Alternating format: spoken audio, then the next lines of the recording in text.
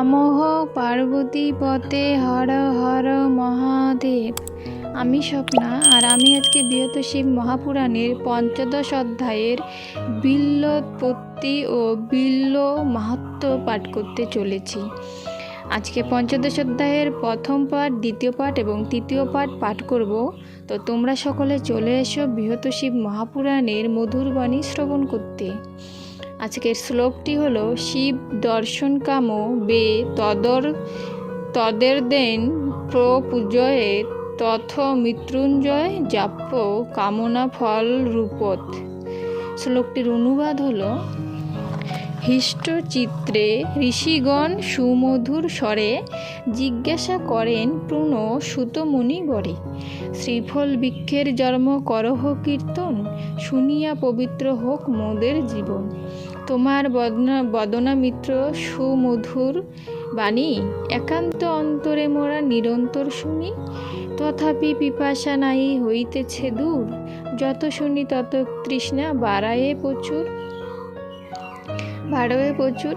তাই ওহে মুনি বর কহি যে তোমারে, শ্রীফল জনম কথা বলহ এবারে। তবে অতি হৃষ্টচিত্রে সুত মহামুনি বর্ণনা করেন সেই পবিত্র কাহিনী। পুরাকালে একদিন বৈকুণ্ঠ নগরে বসিয়া আছেন হরি সিংহাসন পরে, বামেতে কমলা বসি পুলকিত মন, জিজ্ঞাসা করেন নাথে ওহে প্রাণ ধন, আমাপেক্ষা কেবা তব প্রিয় এ সংসারে, এইক্ষণে কহিবেন অবশ্য আমারে। এত শুনি মিষ্ট ভাষে কহে জনার্দন, তুমি মম প্রাণপ্রিয়া করহ শ্রবণ। কিন্তু এক কথা কহি শুনো হে সুন্দরী, আমাকে হৃদয়ে চিনতে যে বা ভক্তি করি, সর্বাপেক্ষা সেই প্রিয় জানিবে আমার, সতত বসতি মম হৃদয়ে তাহার। যদিও কখনো সেই ভুলে যায় মোরে, কখনো আমি ত্যাগ না করি তাহারে। হেন ভক্তি একমাত্র শিব পঞ্চানন, তাহাপেক্ষা প্রিয় নাই এ তিন ভুবন। শিবের অর্চনা করে যেবা ভক্তি ভরে, শিব হতে প্রিয় সেই জানিবে অন্তরে। শিব পূজা নাহি করে সেজন দুর্জন, তাহার উপরে রুষ্ট আমি সর্বক্ষণ। জপ তপ পূজা আদি যাহা কিছু করে, সবেতেই কোনরূপ ফল নাহি ধরে। শিবেরে পূজিলে হয় সকল মঙ্গল, নইলে পদে পদে তার ঘটে অমঙ্গল। এত শুনি লক্ষ্মী দেবী মলিন বদনে, ধীরে ধীরে কহে না নেবেদি চরণে।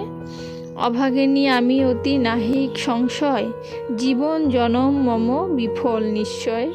বাঁচিয়া কি ফল মম ওহে গদাধর, না পূজিনু কভু আমি দেব মহেশ্বর। হরি কহে প্রাণপ্রিয়ে না কর রোদন, ইথে তবে দোষ নাহি জানিবে কখন। শিবের মাহাত্ম্য আমি তোমার গচরে, পূর্বেতে কীর্তন নাহি করিনু সাদরে। কি রূপে জানিবে তুমি ইহার মহিমা, ইথে তব দোষ নাই শুনো ওহে রমা।